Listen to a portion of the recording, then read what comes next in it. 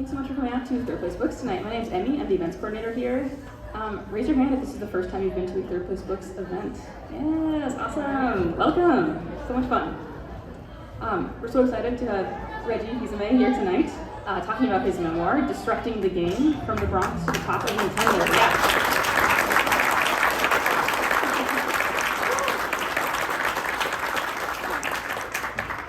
We have tons of events, lots of different authors all over the place. We have here on the stage, in the den, in the bookstore, at our Ravenna location, at our Seward Park location, and also online. In fact, next week on Tuesday the 19th, we're having an event with Sonam Movsesian. It's the longtime assistant to Conan O'Brien.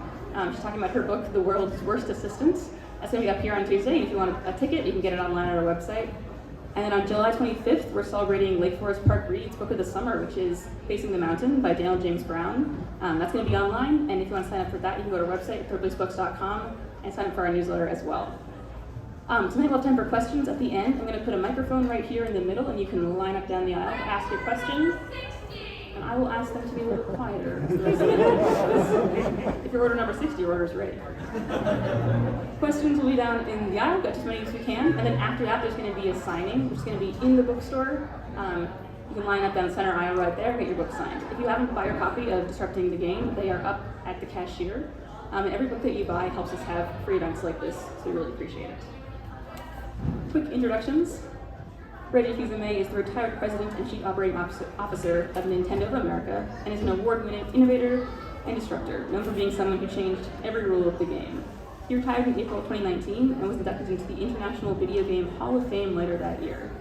Since retiring, Fils-Aimé has been named Cornell University's Dyson Undergraduate Business School's inaugural Leader in Residence in 2019 and is currently a non-executive director for Spin Master Inc.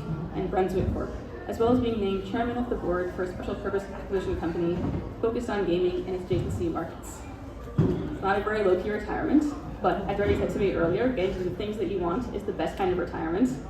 And also, it's hard to ask someone who is such a natural at leading, getting things done, to just stop doing that. In this book, Disrupting the Game, Reggie shares those leadership lessons and inspiring stories from his past. This book is the ultimate game plan for anyone looking to beat the odds and achieve success, starting with Reggie's humble childhood as the son of Haitian immigrants to what it takes to reach the top of your own industry. Overall, Disrupting the Game reminds us how leadership takes grit, perseverance, resilience, and a constant curiosity, knowing when to ask the questions that will change the status quo forever and for the better. So please join me in welcoming Reggie Fils-Aimé.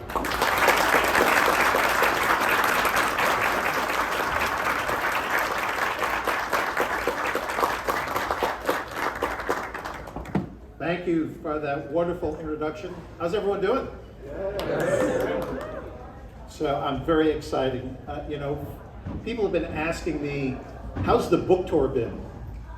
Well, a book tour in this world of COVID is me in my office doing podcasts and video interviews and all of that activity.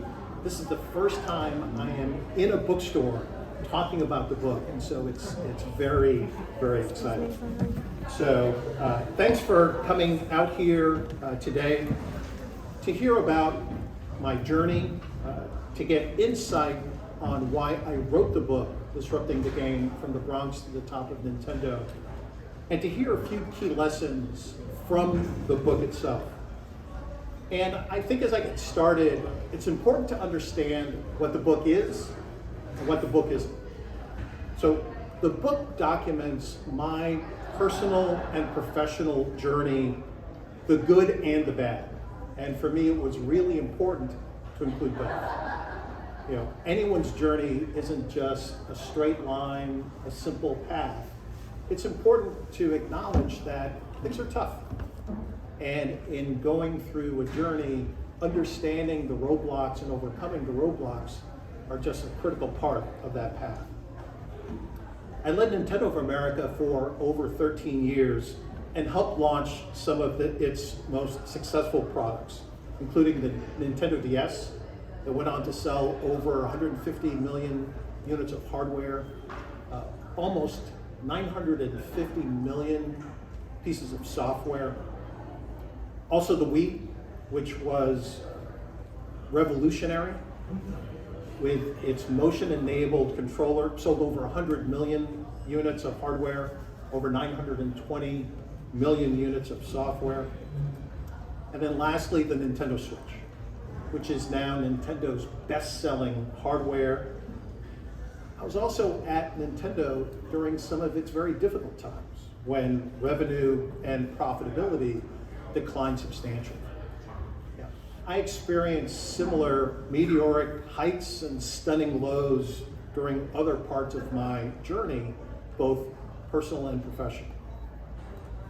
The paths that I've taken haven't always been the most obvious at the time, but the pivot has always added to my learning and to my development, and ultimately led to the roles where I had the greatest amount of passion and the greatest amount of impact. Along the way, I learned several lessons and principles that I believe are worth sharing to a wider audience, especially in today's difficult business environment. As Emmy said, I'm a first-generation Haitian American.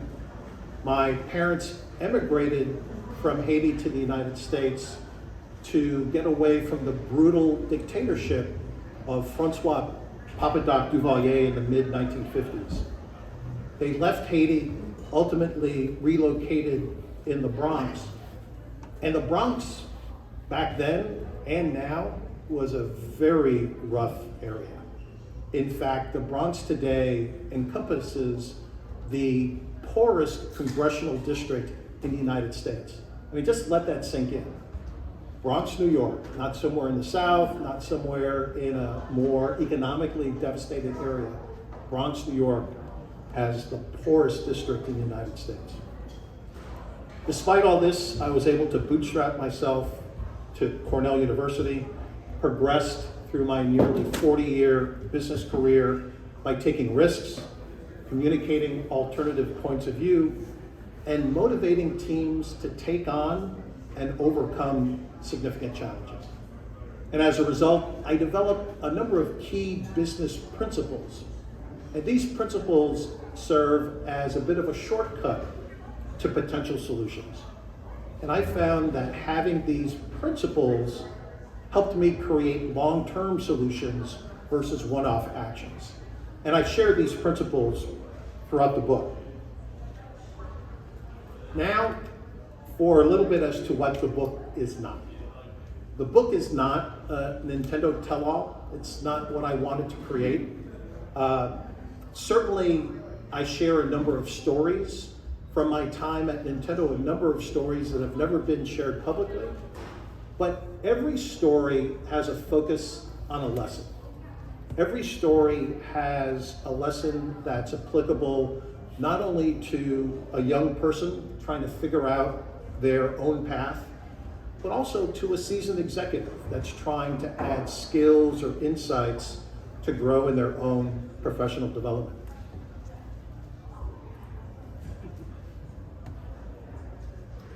Second, let me touch on what I hope to achieve with the book.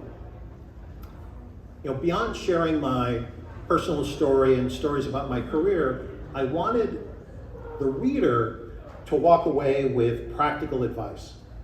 And I share that advice in the form of the so what. So every story is buttoned with a so what, as in what's the so what of the story and what is it that I should take away.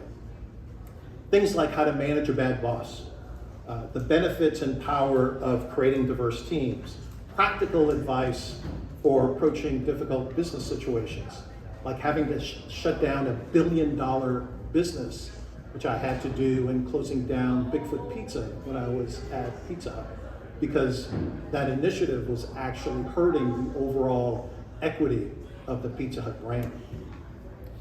Most importantly, I share how to learn from your mistakes. And when you're innovating and disrupting, sometimes you fail. It's important how to fail forward, to take the best of what you've learned during that experience, apply to the next initiative, and then continue to disrupt. The book discusses in detail how to do this. So let me touch on a few of the lessons from the book. And there are many, many lessons, but today I want to focus just on 5 of the lessons that I share to what your appetite for reading the book. After we go through that, I'll read a little bit from the book, and then we'll participate in a Q&A.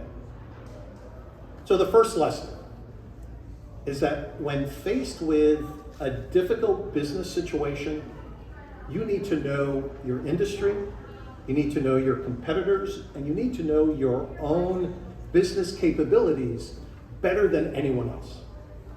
And that was the situation that led to the launch of Wii by Nintendo.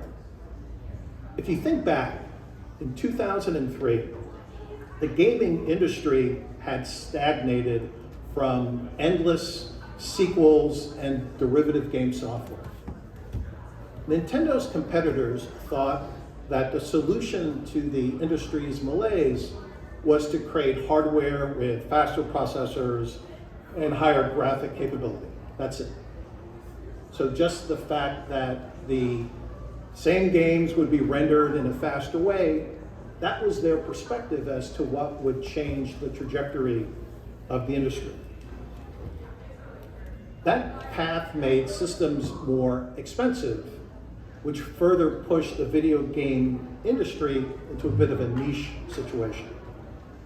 Nintendo saw the solution as a need for more innovative games and easier controllers. Nintendo wanted to make gaming mainstream and approachable for any potential player. And that's what resulted in the innovative Wii Remote. Right? The fact that any consumer could pick up the remote, play a game, whether it's Wii Sports Tennis or some of the other innovative games that were launched during that period of time. It was this key insight that helped jumpstart the industry, that really helped change the trajectory of the video game industry to make it the cultural juggernaut that it is today, a $200 billion industry and the biggest part of the overall entertainment space.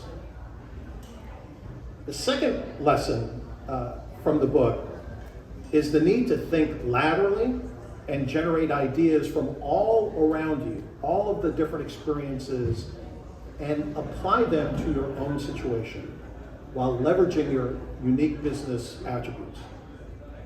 To me, this is the art of disruptive thinking. Seeing the same challenges that others see, but approaching them differently to get to a unique solution. And I used this approach to build 2 businesses in the restaurant industry. The first was a quick service Chinese food restaurant concept for Panda Express. And in fact, there's one of these locations literally 3 miles away on Lake City Way. So this concept leveraged many of the attributes that you can find in successful restaurant concepts, but tied it back to the exceptional food that Panda Express was known for. And they've gone on to build literally thousands of these locations. The other example didn't end so positively, and that was the launch and subsequent shutting down of Pizza Hut's Bigfoot Pizza. So in this example, we leveraged learning to create a pizza that offered significant value versus its competitors, and it became a $1 billion business. But in this situation, Bigfoot Pizza started to have a negative impact on the overall Pizza Hut brand because the product quality for this pizza was inferior to all of the other products that it sold. And so after advocating to launch this business, I now needed to advocate shutting it down because it was going to long-term damage the health of the Pizza Hut brand. The third lesson is to always surround yourself with people who have different life experiences than your own. These differences lead to unique perspectives that can add to your own ideas. And this may seem obvious, but it's shocking how many business leaders gravitate to hiring people who are just like they are. Whether it's the same gender, same educational background, similar industry experiences, leaders, and I should say typically poor performing leaders, don't hire to push, develop, and retain people with different life experiences that can add depth and richness to any business decision. And in the book, I share how I learned this lesson early in my career at Procter & Gamble, P&G for short. I pushed to hire a very non-traditional candidate into the company's prestigious brand management program. And mind you, I was about 26 years old. This candidate was a woman from a small college versus the elite universities where P&G would typically recruit from. And this person had more of a sales background versus one in marketing or finance. So I saw someone with great internal drive who would add a different perspective to the business. And I succeeded in overcoming the objections of my bosses. I hired her, and she went on to have a longer and more prestigious career at P&G than I did. Fourth, you need to constantly work on your communication skills to be effective in selling your ideas. In life and in business, we are always selling ideas. Convincing your partner what large purchase to make or even what content to watch together. In business, we're constantly selling a point of view or an idea that we believe makes sense and warrants broad adoption. And in these situations, communication is key. I found that to move big, disruptive ideas forward, you need to communicate to everyone the idea, its intentions, its merits. And in the successful businesses that I've been part of, we communicated to our shareholders, our business partners, our employees exactly what we intended to do. And specifically at Nintendo, we used business books and their concepts as analogies to sell the disruptive idea of expanding the gaming universe in the early 2000s. And I gave speeches detailing our strategies so that there was no mistaking our approach. And we were deliberate in making sure that our innovations were well understood. And this really helped create support in advance of the Nintendo DS and the Wii and all of the success that those products generated. So last lesson, when your ideas don't work, and they won't always work, you need to be able to fail forward. And this means you need to analyze the situation, take what did work, and then disrupt again. And the example here was Nintendo's transition from the Wii to the Wii U, and then to the Nintendo Switch. So I already touched on the huge success of the Wii, right? 100 million units of hardware sold, almost 1 billion units of software, all of these new gamers entering the video game category. But the next system that Nintendo launched was the Wii U. And during its lifespan, only 12 million units were sold. It was the second worst performing platform in the company's history, performing only better than the disastrous Virtual Boy. And so that was the Wii U. And the Wii U's defining feature was a tablet-like controller called a gamepad that could have information on the game you're playing, so your status, your weapons, for example, or you could have a game that fully leveraged the second screen as a separate experience. And then lastly, you could play the game completely on the gamepad, and the TV could be broadcasting just standard content. And while the Wii U underperformed in the marketplace, we heard a key positive from the consumer. They loved the ability to play games on that big screen TV in the home and then be on the go playing it directly on the gamepad. But they could only be within 30 feet or so of the Wii U system, otherwise the gamepad would lose connection with the system. So it was this key insight that was foundational for the Nintendo Switch, which quickly followed thereafter.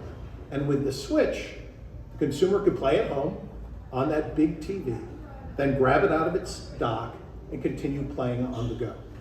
And the controllers were there attached. You could share a controller with a friend while you're on the go. You could detach the controllers and play at home on the couch.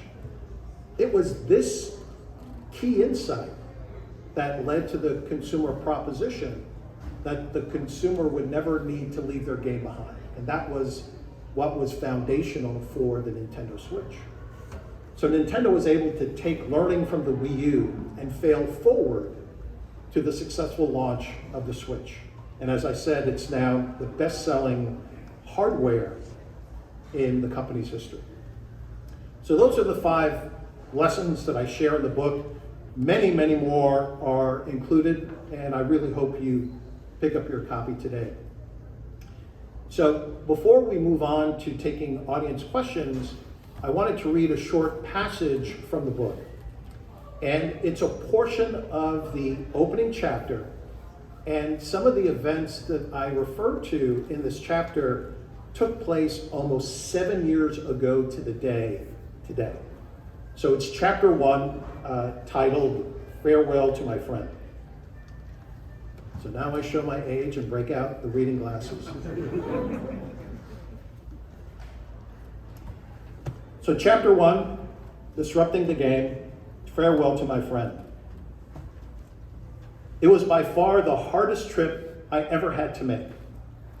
It wasn't because this was the 3rd trip to Japan in less than 6 months. It wasn't because a nearby typhoon was causing the plane to shake violently throughout the trip. No, the reason this was my toughest trip was because I was going to Kyoto for the memorial services of my boss, my mentor, and my friend, global Nintendo president, Satoru Iwata. Truly, the most troubling part of the flight was knowing that my friend was gone. There is no way I could prepare for such a trip beyond educating myself about the protocols for the service, a specific way to walk up to the area for viewing of the remains, and a specific way to pinch the powdered incense and then raise it to my forehead. I knew that I would be watched closely. I doubted there would be another Black American there, and as the president of Nintendo of America, I always drew attention. The last time I saw Mr. Iwata was just a few months prior, in March 2015. Via email, he had asked me to come back to Japan right around the time of my birthday. This was odd, as I had been in Japan in late January, a typical biannual 1-week visit during which the company's senior leadership discusses our business strategies and our upcoming products. To be summoned back so soon was very unusual. For this unexpected trip in March, I had asked Mr. Iwata for a bit more detail on the purpose. He was vague. I tried to explain to him that the dates he wanted me to visit with him would interfere with my birthday plans I had with my wife, Stacy. But he would hear none of it. He was adamant that he wanted me there in Kyoto with him for a very specific 3-day period. It was also strange that Mr. Iwata wanted me to be at his office at 8:30 versus the typical start at 9. The early start made my entrance into the Nintendo Company Limited global headquarters a bit more challenging. With its glass and concrete exterior and marble entry, the office felt cold and sterile, especially at the early hour where I arrived.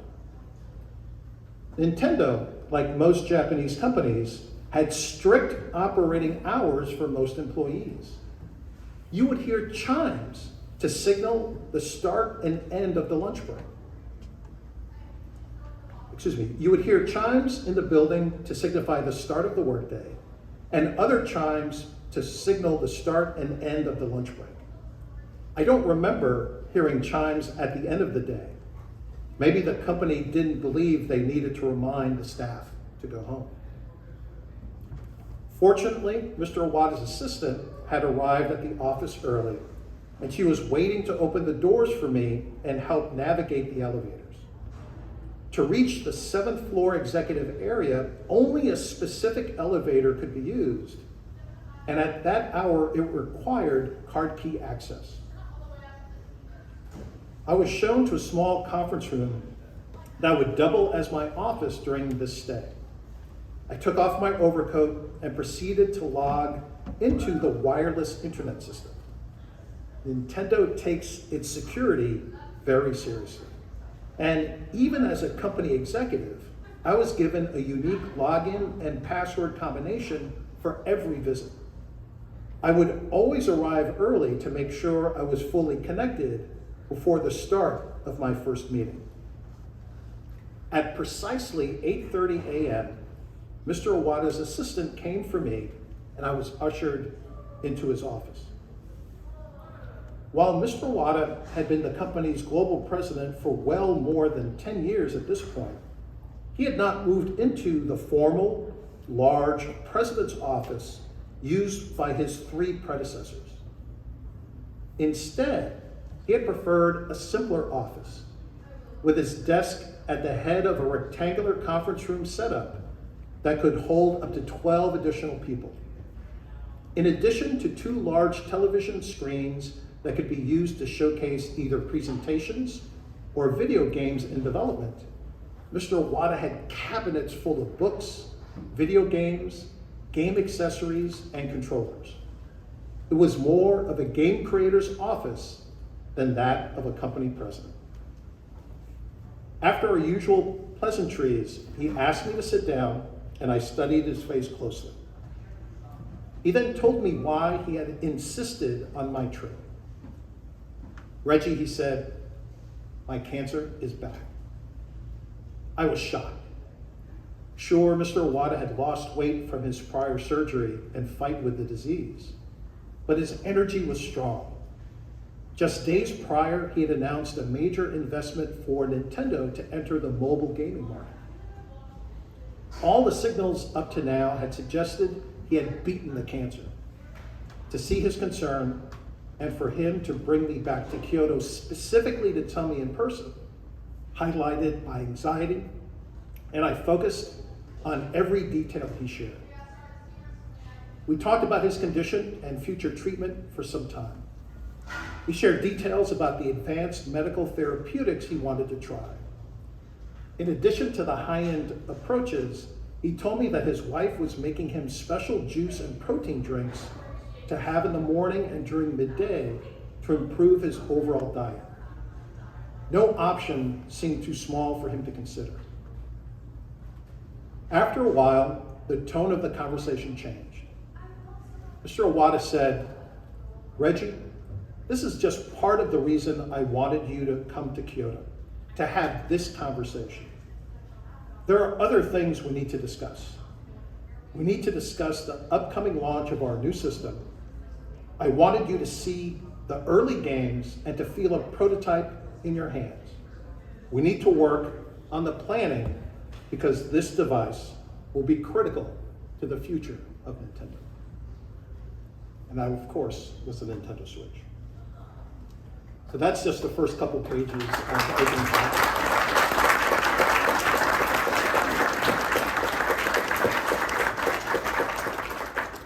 I really do hope you enjoy the book. It is chock full of, as I said, my personal stories, business stories, but most importantly, my hope is that you'll be able to take away lessons that you can apply to your life, no matter what you do, no matter what your area of focus is. I do hope that there's some lessons for you to apply.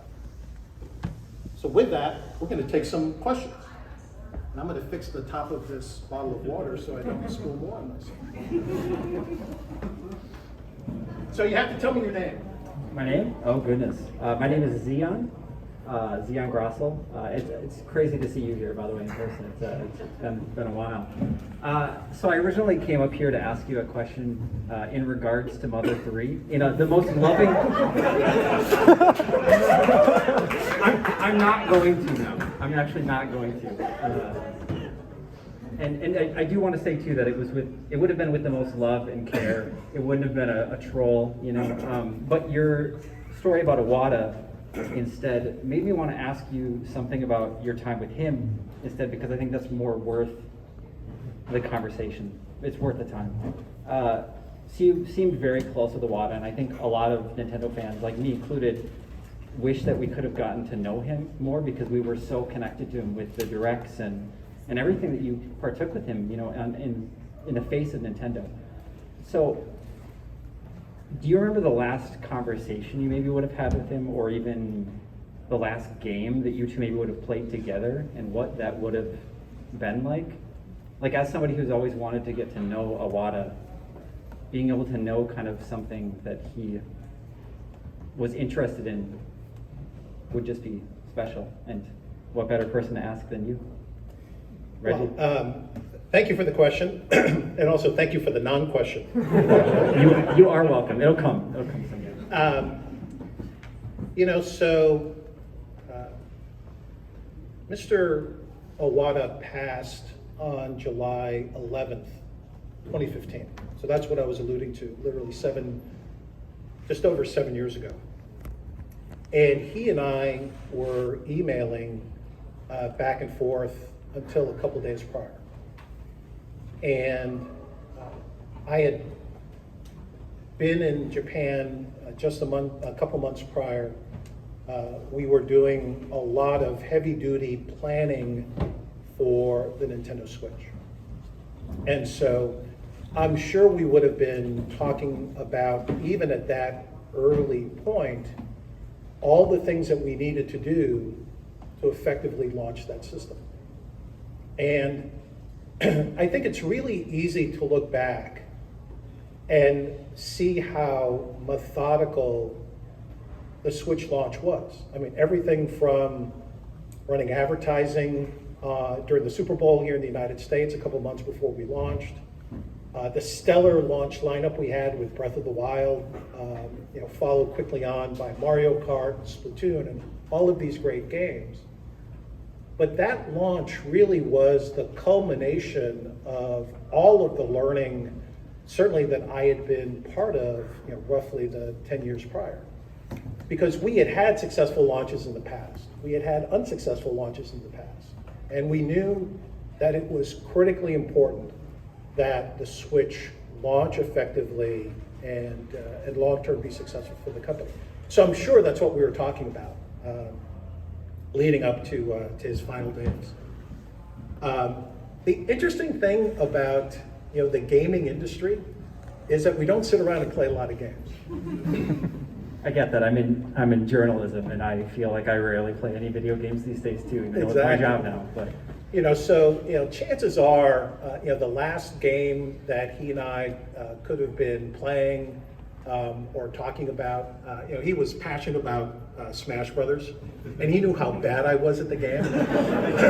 So invariably, we might be talking about content that I love, but he would always tweet me about Smash Brothers. So chances are we were having some sort of conversation about that. But he and I rarely played games together, except during E3 time or when we were doing internal product demos of key games. That was really the only time that he and I, or even, for example, myself and Shigeru Miyamoto, those would be the only times we would have controllers in our hands and playing together. Cool.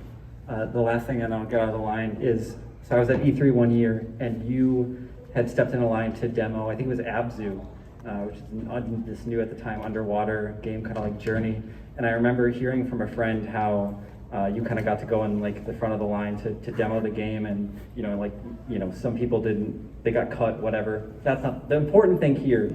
Is that I remember hearing that story and hearing how important it was to the dev that you came to come play their game. And I don't know this dev, I'm not friends with them, but it was just a really cool thing that I wanted to share with you, just how much that impacted the team, and probably even the people in line too were like, wow, Reggie wants to play this game. So I think that's kind of where my question came from too, was just learning what games you play is a neat thing. So. Well, thank you for that. And look, I've talked about this extensively, but I do believe what helped me be successful and effective in this industry is that I love playing games. That I played them before I was in the industry. I continue to play them now. I think that showed in the relationships that I had, the exposure and conversations with external developers as well as internal developers. So thanks for sharing that story. Yeah, thank you. Hello, Reggie. My name is Jonas. First of all, I wanted to thank you for coming here. This is a very dear place to me. I've been to this bookstore since I was a child, so longtime Nintendo fan. You coming out here to talk and share your story, really meaningful to me. So just thank you for coming out here and sharing. So kind of on a similar note though, I wanted to talk a little bit about your idea of making gaming more accessible to, say, a broader audience, because that's something that's been interesting to me. Like, I'm a fairly young person, I would say. I just finished my first year of college, and so that was my era. I grew up with the Wii, the DS, I grew up with all that. Went through the Wii U, got the Switch, you know. All of that was part of what I was a part of growing up, and going through that, it was interesting to see this kind of shift of gaming becoming more of this mainstream thing, to where, you know, it's like your parents can pick up a book or watch a movie and they'll enjoy it the same way. A lot of young people, especially too, enjoy games nowadays. So obviously you're done being a company president, but I was kind of wondering, with this kind of broader appeal, you know, I see of like my friends playing games, you know, on the Switch, out in the park, on their PCs at home, online, their typical consoles.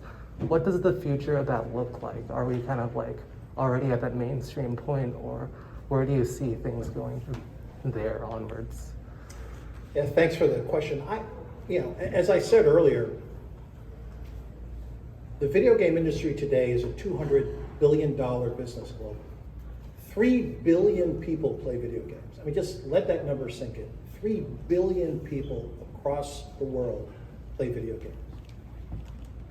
And so it's a massive audience today, but there continues to be opportunity to drive more and more accessibility.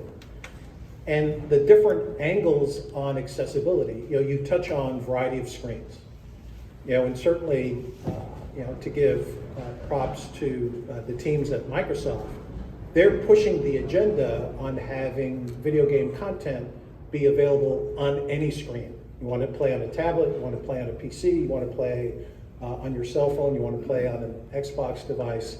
They're pushing that agenda, and that is going to get content in front of more and more people. There's accessibility to be approached in terms of physical accessibility.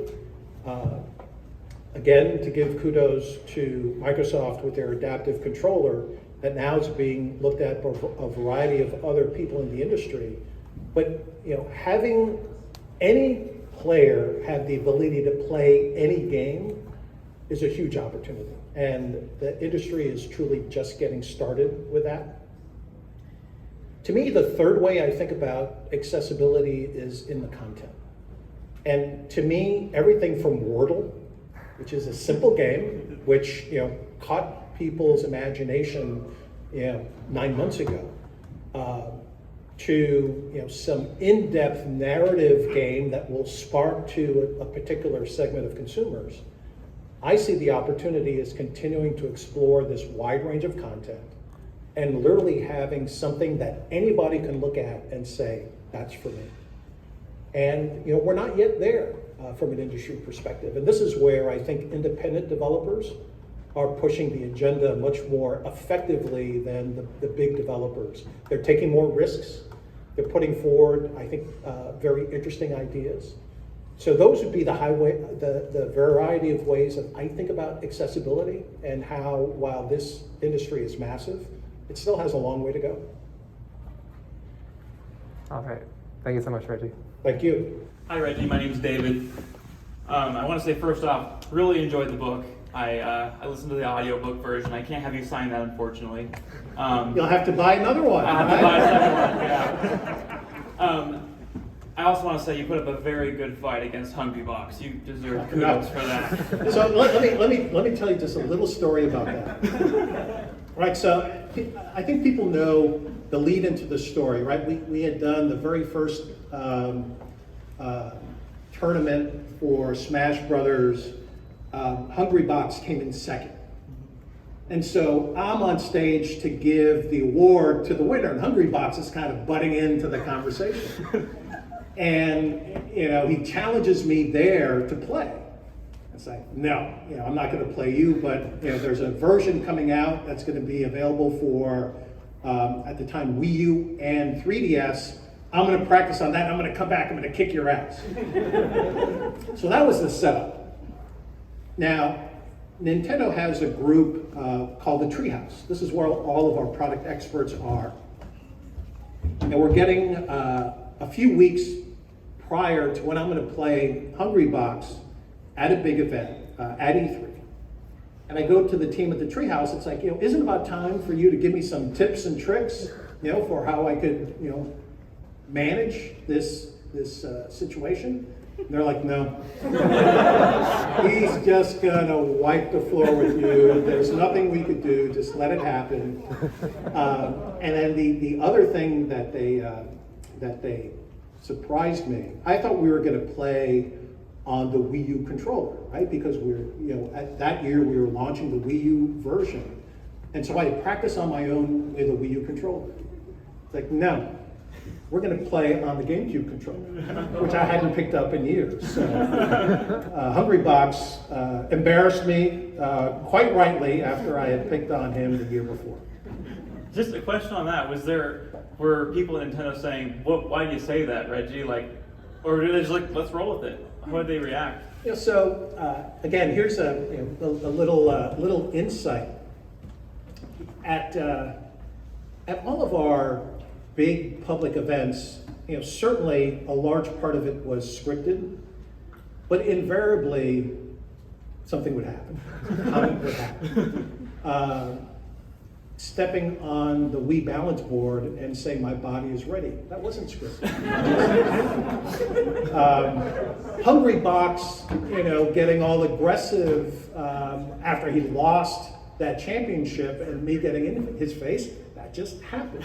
So, more times than not, it all worked out. So no, I typically didn't get reprimanded by anyone for those types of statements. Cool. I guess my question is around the process of writing your book, and it's specifically, you had an idea probably about what's been shared and what hasn't been shared. So how did you make those decisions about, okay, these are the stories I can talk about, these are the ones that I can share? Were you concerned about recourse or anything like that, or was it something that you planned out ahead of time?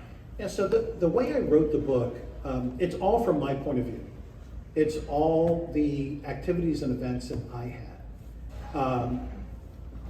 And also, I wanted every story to have a lesson, right? There are tons of stories that I could tell about the company and what's happened behind closed doors. But as I said at the outset, that wasn't the type of book I wanted to write. And certainly that type of book would have had a very high level of scrutiny. It would have been, challenging for me to do something like that. So that's why I took this approach. Very specific stories that are punctuated with a lesson, a number of stories that maybe people know the outcome, but they don't know the backstory, and so sharing the backstory and how we got there would provide a lesson. So that's the way that I constructed the book. And as I was telling Emmy, the only quote-unquote positive thing from our time with COVID was that I was able to write every morning. Write, edit, think every morning. I wasn't traveling. I was in my house, and it really enabled me to focus and craft the book in a pretty timely fashion. Thank you so much. Thank you. Hi there, you are? Cole, nice to meet you. Nice to meet you. So I've been thinking about this question for a while, and I did not expect to have the opportunity to ask it anytime soon, but just a little about myself. I am a QA tester for about 6 months now. Moved halfway across the country to work up here in Seattle. Who do you test for? Which company? Experience, the Shield Labs in Microsoft, the Microsoft campus. And I know you, as the former president, had a lot of opportunities and a lot of responsibilities to enact positive change, both for the industry and for your employees. And for someone like myself who's really, really far down the wrong responsibility and who doesn't have those same avenues to enact positive change but still sees the problems and wants to do better, what kind of advice would you give to people like that who want to push the needle in some way for their coworkers, for themselves, for the games they grew up with to continue doing better? Yeah, so here's the counsel I would give you. And I share this from the perspective of leading Nintendo of America for so many years. I sought out opinions from our teams across the company and at every opportunity. I would make visits to our packaging facilities up in North Bend, spend time with the staff on a regular basis. I spent time with our testers on a regular basis. I played basketball with a number of testers and other folks from a broad range of levels within the company. And at every opportunity, I would ask questions and I wanted to hear feedback. So my counsel to you is, as you see people that are more senior to you in the organization, walk up, introduce yourself, and give your perspective. Do it respectfully. Do it with enough background that the person can understand the point that you're making. But share the perspective. I don't know everyone over at Microsoft, but I know their leadership. I know a number of their folks.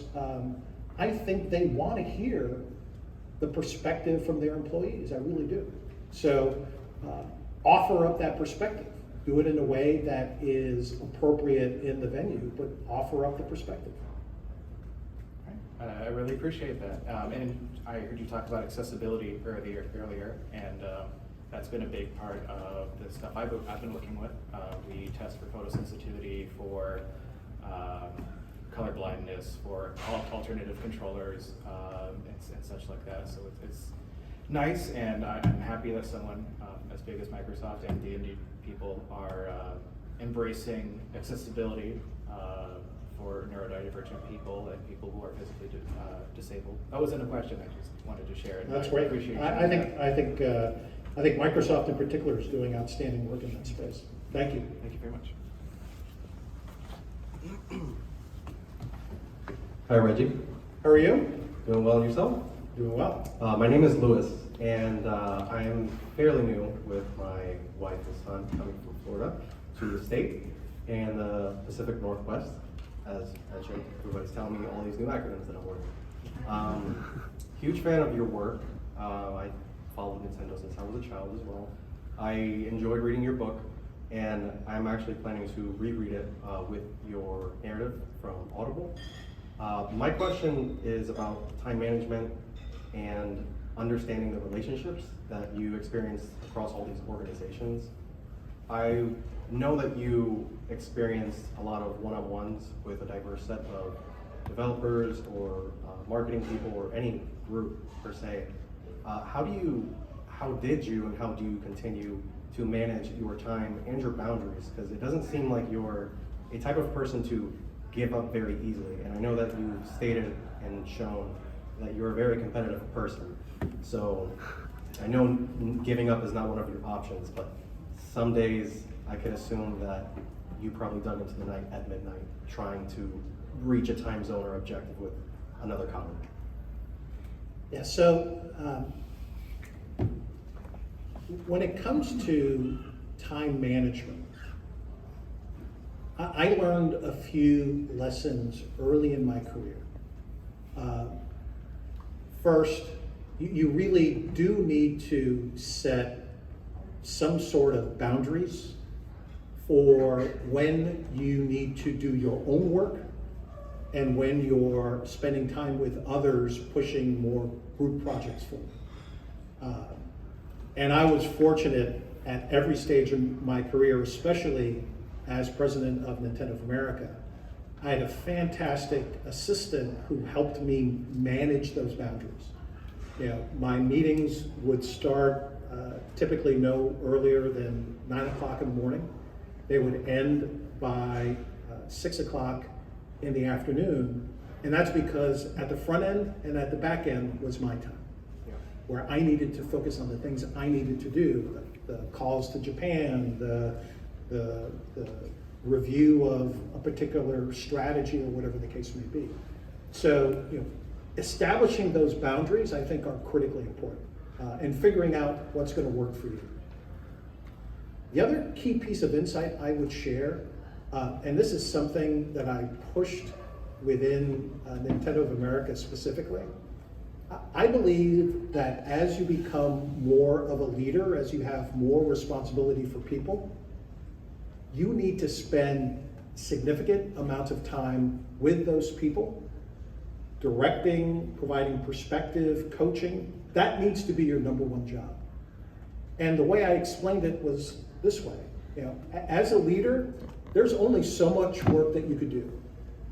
But if you enable 5 people, 10 people, 100, in my case, 1,000 people to do their best work, as an organization, you could do so much more.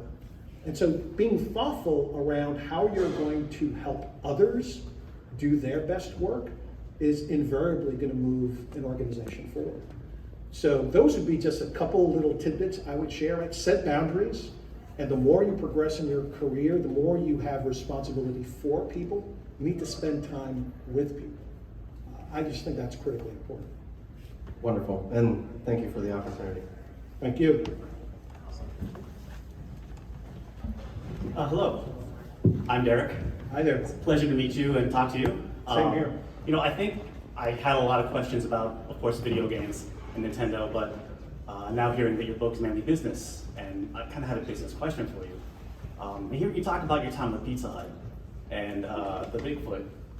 If I recall, that was kind of a reaction to that was a trend, right? It was like it was the big cheese, and all the other competitors were doing that type of gimmick pizza. No disrespect or anything like that, but just that was a trend for a while.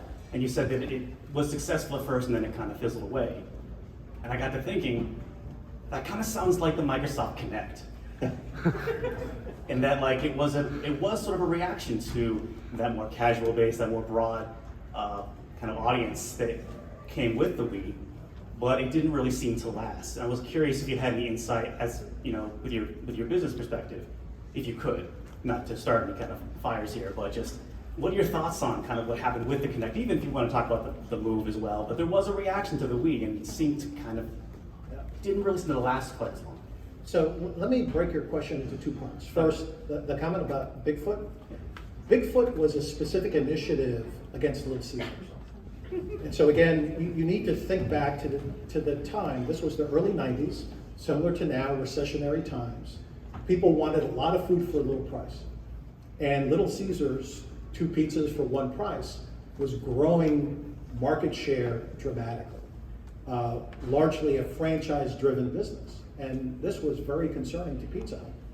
And so Bigfoot was specifically targeted to go after their business, which is why the quality wasn't the same as the basic pizza, because again, that consumer was already showing that they weren't buying the pizza for the quality. They were just buying for volume. All of the other products that you mentioned, big cheese, stuffed crust, all of that came later. So I just wanted to clarify why we did Bigfoot Pizza. In terms of Kinect, it is no doubt that Microsoft launched Kinect as a competitive move to the Wii. And again, we need to put this in perspective. Xbox launched 360 the holiday before Nintendo launched the Wii. So from an install base standpoint, they had a head start of probably 6 or 7 million devices. The Wii launches, and within about 18 months, Nintendo had already caught up. And it was already clear that the business was on a trajectory to change the marketplace. So that is what drove the competitive move, first by Microsoft, then by Sony with their own motion control gaming. Their challenge was that they didn't have the content. Yeah. And in the end, this business is driven by content. Content is what drives adoption of a peripheral. Content is what drives adoption to a system. Their other challenge was that they were selling it as an add-on. So you had to commit to this add-on accessory when there really wasn't the content to support it. This issue was really highlighted when the follow-on Xbox was launched. Yes. That had Kinect built in at this super exorbitant price. When they, probably within 6 months or so, they had to take that, they had to reconfigure the hardware, take Kinect out, reduce the price. So, from a business strategy standpoint, here's the learning. The learning is you need to focus on what it is you do well. When you put forward an initiative, you need to make sure that you support it as effectively as you can to make sure that the adoption is there. And if you don't do those things, it's going to lead to lackluster results. And that's exactly what happened with Kinect. Unfortunately, it was very good technology. Nintendo was familiar with the technology, but the content wasn't there to support it. And one quick question. You say you don't play a whole lot of games. I heard a rumor one time that actually Reggie had put hundreds and hundreds of hours into Dragon Quest IX. Correct. Well, look, again, let's be clear. In the office, you're moving the business forward. When I'm traveling, I have my DS or my 3DS or my Switch. If I would have brought my Switch and showed you how many hours I have on Breath of the Wild, I suspect it would be more than anyone here. I mean, for games that I love, I put in a lot of hours. Just ask my wife Stacy; she knows when I disappear to go play games, I could be there for quite some time. Thank you very much. Thank you.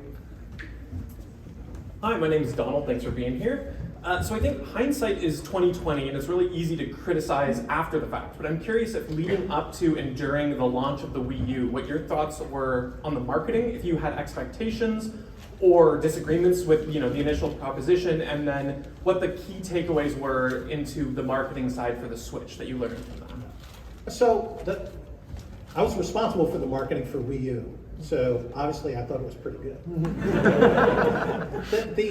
When you do go back and look at the challenges with Wii U, and I do highlight this in the book, I would say that there were three fundamental issues, right? The first was that at launch, we didn't have a killer game.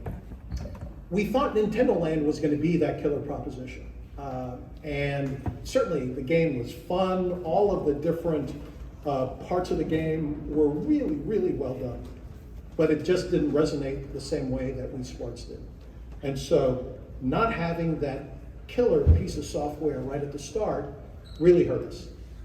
That's why, as we prepared for Switch, having Breath of the Wild as that killer piece of content was just so quick. Second issue was the pace of software that followed launch was just not as strong as we hoped it would be. And it was, as the developers worked on these games, it just took longer to get them to the point where they met the Nintendo quality hurdle and be there to be launched. You look back, there were some stellar games, right? Mario Kart was a stellar piece of content. The first Splatoon, stellar piece of content. They came too late in order to maintain the momentum. And certainly, again, we learned that lesson and applied that to the Switch, not only with first-party content, but third-party content. And that is then the third key learning. Up to and including the Wii U, Nintendo used its own proprietary development tools. And they just weren't as good as Unreal Engine. They just weren't as good as Unity was putting out even at that point in time. And so there were significant internal debates as to shifting from the exclusive use of internal tools to using third-party tools. And the best decision that was made was getting Unreal and Unity executions for Nintendo Switch, because that's what brought all of that great independent developer content. And now you look at some of the best-selling games on the Switch are those great third-party games. So in retrospect, those three issues certainly were key in the Wii U not being nearly as successful as we all hoped it would be. It wasn't just the marketing. Thank you very much, and I say this in love because I'm a very happy Wii U owner. So. That's great. Thank you. Hey Reggie, my name is Grant. Nice to meet you, Grant. I really like the example in the book that you talked a little bit about earlier of the candidate that you hired who had a diverse background. You talked about the importance of hiring for diverse perspectives. Do you have any other just general advice on how to recruit, hire, and onboard so you can be as excited about the people you hire as you are clearly for that person? You know, so I was fortunate that, you know, as early as my mid-20s, you know, I was involved in recruiting, hiring. I had early exposure just to how to relate to a candidate, how to review a resume and to ask questions that build off the resume. Not, you know, I see you work for so-and-so, tell me more about that. No, you know, you go back, you do some homework to ask a really penetrating question to understand how the candidate thinks. Because early on in recruiting a candidate, that's what you want to know. Not what they have on paper.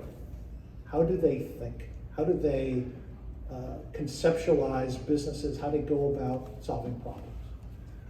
The other thing you want to understand, and this takes time. This is something that happens over time from a recruiting standpoint, over time from a human resource developmental standpoint, is you want to understand how to motivate someone. You want to understand how they interact with other people. It's all of the soft skills that are just so critically important. And again, that's tough to get at early in recruiting, but making sure there's going to be a cultural fit within an organization is just so critical. More often people fail not because they don't have the skills, but because they don't fit well with the culture. So those would be a couple things that I would highlight. Later on, as a senior executive, as I would be meeting candidates, my job was to make sure they understood the company and they understood our culture. Because I wanted to make sure that they knew what they were walking into in order for them to be successful. Because, you know, especially as senior candidate, they're taking risks. Right? They're leaving a position, they're maybe moving cross country, and it's important at a senior leadership standpoint that they understand what they're walking into. Hopefully that helps. That does, thank you. Absolutely. All right. So unfortunately, that's all the time we have for questions. So I know we could be here for hours and more. So much to talk about. But let's give Reggie one more hand.